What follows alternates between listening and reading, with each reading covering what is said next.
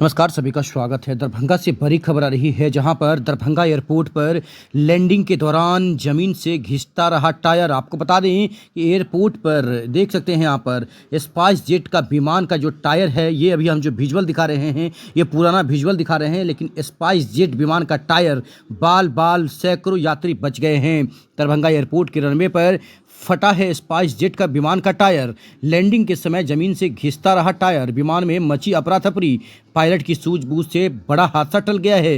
अप्रैल में 2 विमान के ठहराव के मद्देनजर इंडिगो की flight Patna divert Darbhanga airport पर एक दिन में कई उड़ानें प्रभावित हुए हैं। आकाशा विमान में तकनीकी खराबी हुई। दरभंगा हवाई अड्डा से बड़ी खबर आ रही है। बताएं कि जहां पर विमान सेवा बुरी तरह प्रभावित रही। सोमवार के दिन अगर बात करें, जानकारी के अनुसार मुंबई से दरभंगा आ रही स्पाइस जेट की फ्लाइट का लैंडिंग के दौरान टायर फट गया।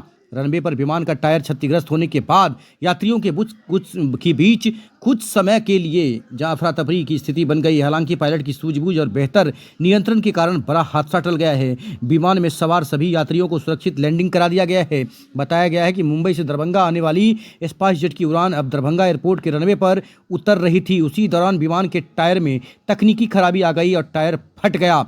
लैंडिंग के बाद विमान का पहिया रनवे पर घिसने लगा, जिससे अंदर बैठे यात्रियों को तेज झटका महसूस हुआ है। अचानक हुई इस घटना से विमान के अंदर बैठे कई यात्री घबरा गए। कुछ देर के लिए यात्रियों में भय का माहौल बन गया। हालांकि पायलट ने स्थिति को नियंत्रित करते हुए विमान को सुरक्षित तरीके से रनवे पर रोक दिया है। इसके बाद एयरपोर्ट के सुरक्षा कर्मियों और ग्राउंड स्टाफ ने तत्काल मोर्चा संभाला और यात्रियों को सुरक्षित तरीके से विमान से बाहर निकाला गया है। किसी भी यात्री के घायल होने की सूचना नहीं मिली है। एप्रन में जगह की कमी से प्रभावित हुआ है उड़ान परिचालन। बता दें कि इधर स्पाइस जेट की विमान को एप्रन में ले जाया गया, जहां वहां रुकने के बाद एयरपोर्ट पर परिचालन व्यवस्था भी प्रभावित हुई है। विमान को हटाने और तकनीकी जांच की प्रक्रिया के कारण कुछ समय के लिए उड़ानों के संचालन में बदलाव करना पड़ा।